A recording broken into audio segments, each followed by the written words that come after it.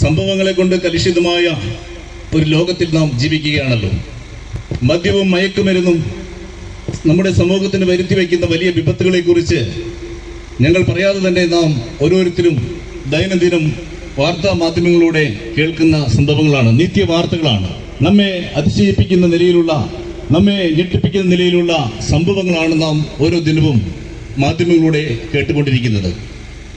എന്നാൽ ഞങ്ങൾ ഇന്ന് നിങ്ങളുടെ മുൻപാകെ കടന്നു വന്ന് ഇതിൽ നിന്ന് എങ്ങനെ മനുഷ്യന് ഒരു മോചനം പ്രാപിക്കാം എന്നുള്ള വിഷയങ്ങളെക്കുറിച്ച് ചുരുക്കം ചില നിമിഷങ്ങൾ ഒരുമിച്ച് സംസാരിക്കുവാൻ, പങ്കുവയ്ക്കുവാനായിട്ട് ഞങ്ങൾ ആഗ്രഹിക്കുകയാണ്. ആ വിഷയം എന്താണെന്ന് ചോദിച്ചാൽ, എന്തുകൊണ്ടാണ് ലോകം ഇങ്ങനെ ഒരു വലിയ പ്രതിസന്ധിയിലേക്ക് നടന്നു പോകുകയാണ്? അതിന്റെ കാരണം എന്താണ്? അത് എവിടെ നിന്നാണ് ഇതിന്റെ ആരംഭം? എങ്ങനെയാണ് മനുഷ്യന് ഈ വലിയ ഈ അക്രമങ്ങളുടെയും അരാജകത്വങ്ങളുടെയും അതെ നാം ഭയക്കുന്ന ഈ ലോകത്തിൽ നിന്ന് ഒരു മോചനം ഉണ്ടെങ്കിൽ അത് എങ്ങനെ എന്ന് ചിന്തിക്കുവാനായിട്ട് ആഗ്രഹിക്കുന്നു. എന്താണ് മനുഷ്യൻ ഇങ്ങനെ എന്ന് നാം ഓരോരുത്തരും ചിന്തിക്കുന്ന ഒരു കാലം അതിക്രമിച്ചിരിക്കുകയാണ്. ഒരുപക്ഷെ നിങ്ങൾ പലരും ചിന്തിക്കാം, ഇങ്ങനെയുള്ള ഈ കവലയിൽ വന്നു നിന്നുള്ള ഇങ്ങനെയുള്ള പ്രസംഗങ്ങൾ എന്താണ് ഇങ്ങനെ പ്രസംഗിച്ചിട്ടുള്ള കാരണം? എങ്ങനെ ഈ പ്രസംഗിച്ചിട്ട് ആരെങ്കിലും ഇവർക്ക് മാറ്റുവാനായിട്ട് കഴിയുന്നുണ്ടോ? ഒരു മദ്യത്തിന്റെ അടിമത്തത്തിൽ ഒരു മുക്തിമാർഗം ഇവർക്ക് ലഭിച്ചിട്ടുണ്ടോ? ഇവർക്ക് മറ്റു തൊഴിലുകളൊന്നും ഇല്ലാത്തവരായതുകൊണ്ട് ഇവര് ഇങ്ങനെ നിന്ന് പ്രസംഗിക്കുന്നതാണ് എന്നൊക്കെ പല പല അഭിപ്രായങ്ങൾ ഒരുപക്ഷെ നിങ്ങളുടെ മനസ്സിൽ കൂടെ കടന്നു പോകുവാനായിട്ട് സാധ്യത ഏറെയാണ്. എന്നാൽ പ്രിയമുള്ളവരെ, അതല്ല. എന്തുകൊണ്ടാണ് ലോകത്തിൽ ഇങ്ങനെ മനുഷ്യൻ ധാർമ്മികമായ അധപതനത്തിലൂടെ മുന്നോട്ട് പോകുന്നത് എന്ന് ചിന്തിക്കുമ്പോൾ മനുഷ്യന്റെ ജീവിതത്തിലെ പാപമാണ് ഇതിനൊക്കെ കാരണമെന്ന് നമുക്ക് മനസ്സിലാക്കുവാനായിട്ട് കഴിയും. മദ്യവും മയക്കുമരുന്നും മനുഷ്യൻ ഉപയോഗിക്കുന്നത് അവന്റെ ജീവിതത്തിൽ പാപം ഉള്ളത് കൊണ്ടാണ്. പാപം എന്ന് പറഞ്ഞാൽ അത് എന്താണ്? മറ്റു പലരും ഈ ദിവസങ്ങളിലുമൊക്കെ പാപികളാണ്, മനുഷ്യൻ പാപം ഉള്ളവനാണ്, പാപത്തിന്റെ പരിഹാരം വരുത്തിയില്ല എങ്കിൽ നിത്യതയിൽ ഒരു മോശമാർഗത്തിലേക്ക് മനുഷ്യന് എത്തപ്പെടുവാനായിട്ട് കഴിയുകയില്ല.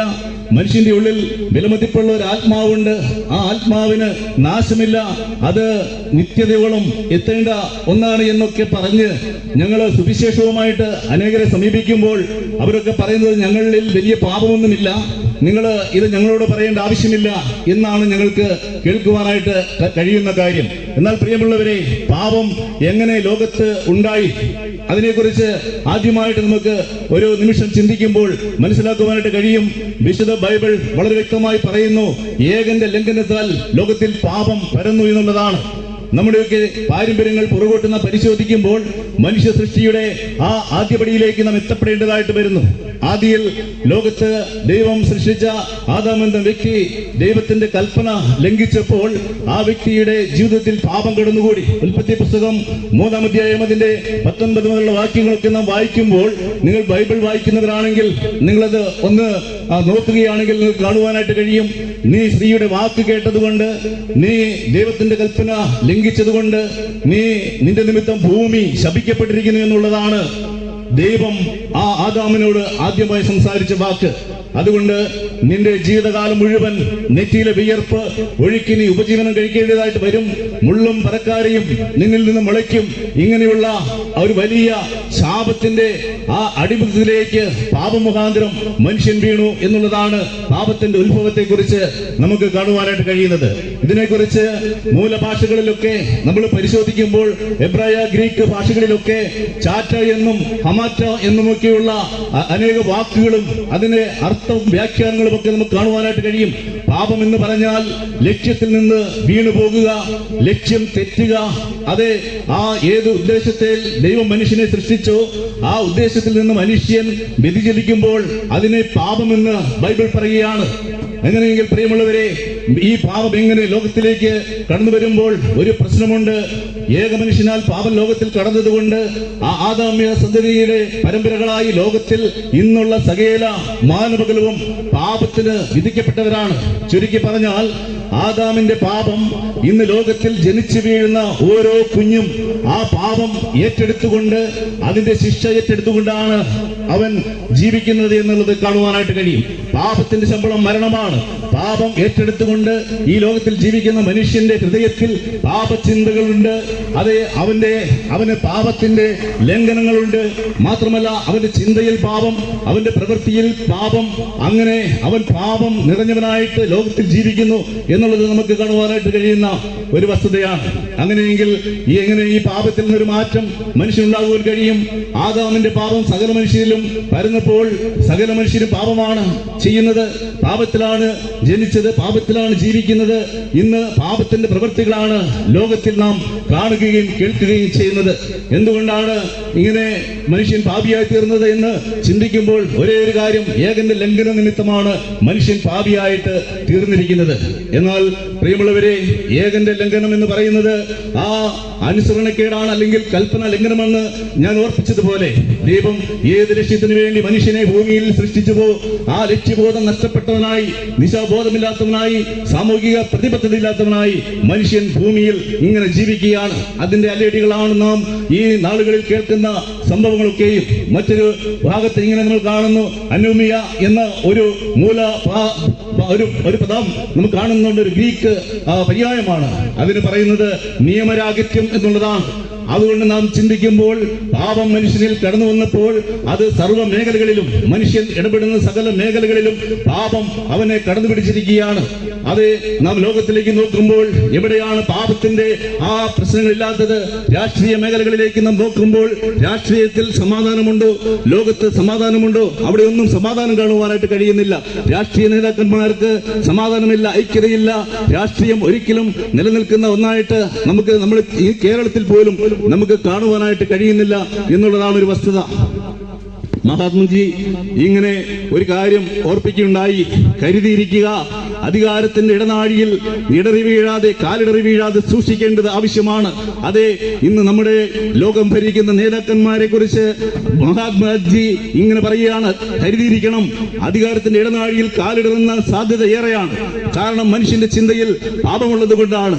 നമ്മുടെ ലോകത്ത് മറ്റേത് സമസ്ത മേഖലകളെ നാം എടുത്തു നോക്കിയാലും, ആത്മീയമായാലും ഭൗതികമായാലും അതെ രാഷ്ട്രീയമായാലും സാമൂഹികപരമായി ഏത് സ്ഥിതിവിശേഷങ്ങളിലേക്ക് നാം നോക്കിയാലും അവിടെല്ലാം പരാജയമാണ് നാം കാണുന്നത്. അതുകൊണ്ട് പാപം മനുഷ്യനെ അസ്വസ്ഥമാക്കിക്കൊണ്ടിരിക്കുകയാണ് ഈ ലോകത്തിൽ. ഇനി മറ്റൊരു കാര്യം നാം ചിന്തിക്കാം, പാപം ഇങ്ങനെ ലോകത്തിൽ മനുഷ്യനെ അടക്കി വാണാൽ എന്താണ് അതിന്റെ പരിണിത ഫലം എന്ന് നാം ചിന്തിക്കേണ്ടത് ആവശ്യമാണ്. ഒരിക്കൽ മരണവും പിന്നെ ഒരു ന്യായവിധിയും സർവ്വ മനുഷ്യനും ഉണ്ട് എന്നുള്ള വലിയ സത്യം വെളിപ്പെടുത്തുന്നത് ബൈബിളാണ്. പ്രിയമുള്ളവരെ, നാം ഇന്ന് ലോകത്തിൽ ജീവിക്കുമ്പോൾ പാപത്തിന് ഒരു ശിക്ഷയുണ്ട് എന്നുള്ളത് നാം മനസ്സിലാക്കുന്നു. നമ്മുടെ ചുറ്റുപാടുകളുമുള്ള സിവിൽ നിയമങ്ങളൊക്കെ നമ്മെ ഓർപ്പിക്കുന്ന, വിളിച്ചറിയിക്കുന്ന ഒരു സത്യമുണ്ട്. ഒരു കുറ്റം ചെയ്താൽ അവനെ പോലീസ് അധികാരികൾ വന്ന് അവനെ അറസ്റ്റ് ചെയ്ത് അവനെ നിയമത്തിന് മുൻപിൽ എത്തിച്ച് അവന് ശിക്ഷ വാങ്ങിക്കൊടുക്കുന്ന ഒരു സമ്പ്രദായം നാം കാണുന്നുണ്ട്. നമ്മുടെ സിവിൽ കോടതികൾ അതെല്ലാം നിറവേറ്റുന്ന ദൈവിക പദ്ധതിയായി നാം മനസ്സിലാക്കേണ്ടത് ഇരിക്കുന്നു. അങ്ങനെയെങ്കിൽ ദൈവത്തോട് ചെയ്യുന്ന വലിയ മഹാപാതകത്തിന് ഒരു വലിയ ശിക്ഷ അനുഭവിക്കേണ്ടതായിട്ട് വരും, യാതൊരു സംശയവുമില്ല. അതുകൊണ്ട് നാം മനസ്സിലാക്കേണ്ട ഒരു വലിയ സത്യം, പാപത്തിന്റെ ഒരു വലിയ വില നാം കൊടുക്കേണ്ടതായിട്ടുണ്ട്. പാപത്തെ ശിക്ഷിക്കാതെ വിടുന്ന ദൈവം ഒരു നീതിയുള്ള ദൈവമല്ല എന്നുള്ളത് നമുക്ക് കാണുവാനായിട്ട് കഴിയും. എന്നാൽ ദൈവം നീതിമാനായതുകൊണ്ട് ദൈവം പാപത്തെ ശിക്ഷിക്കും, എന്നാൽ പാപിയെ സ്നേഹിക്കുന്ന ദൈവമാണ്. പ്രിയമുള്ളവരെ, ഈ വലിയ നിമിഷം ഞങ്ങൾ ഈ ദേശത്ത് കടന്നു വന്നുകൊണ്ട് നിങ്ങൾ പാപിയാണെന്ന് വിളിച്ചു പറയുമ്പോൾ ഒരുപക്ഷെ നിങ്ങൾ അതിനോട് എതിർക്കുന്നവരായിരിക്കാം.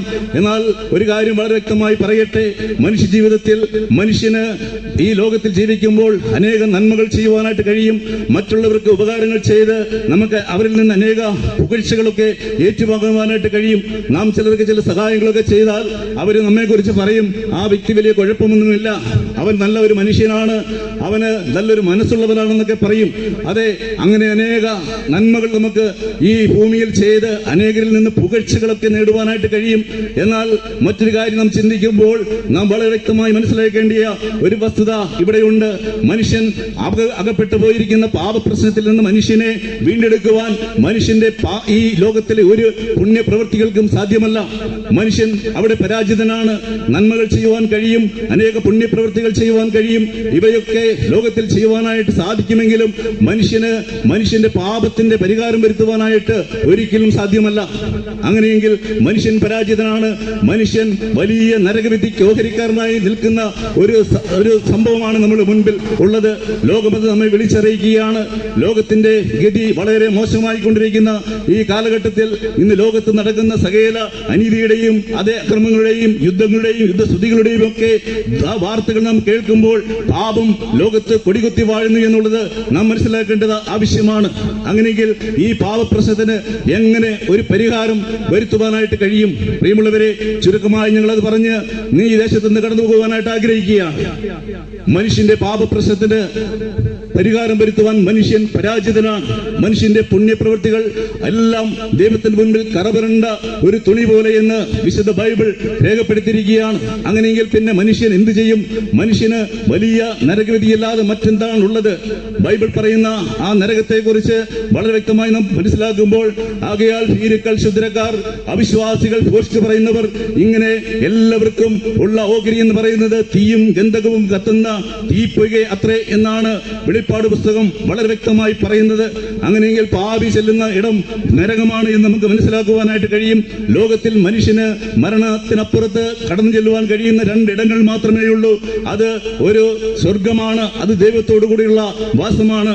എന്നാൽ പാപത്തിന്റെ പരിഹാരം വരുത്താത്ത ഒരവസ്ഥയിൽ ജീവിക്കുന്ന മനുഷ്യനെ സംബന്ധിച്ചിടത്തോളം അവൻ ചെന്നെത്തുന്ന ഇടം നരകമാണ് എന്ന് വളരെ വ്യക്തമായി ബൈബിൾ പറയുകയാണ്.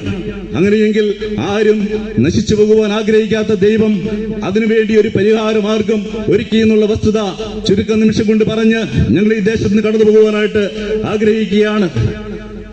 ഏക മനുഷ്യന്റെ ലംഘനം സകല മനുഷ്യരിലും പരന്ന് സകല മനുഷ്യരും പാപികളായി തീർന്നതുപോലെ ഏക മനുഷ്യൻ സകല മനുഷ്യരുടെയും പാപം ഏറ്റെടുത്ത യേശുക്രിസ്തു എന്ന വ്യക്തി പ്രഭാവമാണ്. മനോഹരമായ ഒരു ക്രിസ്മസ് ഒക്കെ ആഘോഷിച്ച് നാം ഒരു ന്യൂ ഇയറിന് വേണ്ടി കാത്തിരുന്ന് ആ കാലഘട്ടത്തിലേക്ക് നാം എത്തപ്പെട്ടിരിക്കുകയാണ്.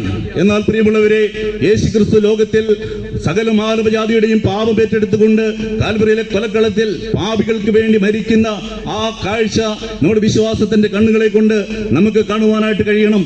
ദൈവം മനുഷ്യനായി ലോകത്തിലേക്ക് കടന്നു വന്ന ആ വലിയ സത്യം അത് എന്തിനാണെന്ന് നാം മനസ്സിലാക്കുവാനായിട്ട് ഇടയായി തീരണം. നമ്മുടെ പാപങ്ങളെ വഹിച്ചുകൊണ്ട് യേശുക്രിസ്തു കാൽവറിയിലെ കൊലക്കളത്തിൽ അതേ പാപികൾക്ക് വേണ്ടി കഷ്ടത അനുഭവിക്കുന്ന ആ കാഴ്ച നിങ്ങളുടെ വിശ്വാസത്തിന്റെ കണ്ണുകളെ കൊണ്ട് കാണുവാൻ ഇടയായി തീരണം. യേശുക്രിസ്തുവിന് മാത്രമേ പാപത്തെ മോചിക്കുവാനായിട്ട് കഴിയുള്ളൂ. അതിനൊരു പ്രത്യേകതയുണ്ട്. ഈ ലോകത്തിലുള്ള മനുഷ്യൻ എല്ലാവരും പാപത്തിൽ നിന്ന് പരാജിതനാണെന്നും അവന് പാപത്തിന്റെ പരിഹാരം വരുത്തുവാൻ കഴിയുകയില്ലെന്നും വളരെ വ്യക്തമായി പറയുമ്പോൾ അതിനൊരു കാരണം, ഈ ലോകത്തിൽ ഒരു ഭൗമ പിതാവിന്റെ മക്കളായിട്ടാണ് അല്ലെങ്കിൽ ആദാമിന്റെ മക്കളായി ജനിക്കുന്നത് കൊണ്ട് ഒരു മനുഷ്യനും പാപത്തിന്റെ പരിഹാരം വരുത്തുവാൻ കഴിയില്ല. എന്നാൽ അതിനൊക്കെ അപ്പുറത്ത് വ്യക്തി പ്രഭാവമായിരിക്കുന്ന യേശുക്രിസ്തുവിന്റെ ജനനം, അതിനെക്കുറിച്ച് നാം മനസ്സിലാക്കുമ്പോൾ യേശുക്രിസ്തുവിന് ഒരു പിതാവുണ്ട്. അത് സ്വർഗീയ പിതാവാണ്. സ്വർഗീയ പിതാവായി ദൈവത്തിന്റെ പുത്രനായിരിക്കുന്ന യേശുക്രിസ്തു കന്യകയിലൂടെ ഈ ഭൂമിയിലേക്ക് ജന്മം വരിക്കുമ്പോൾ ആ യേശുക്രിസ്തുവിൽ പാപം ഇല്ല.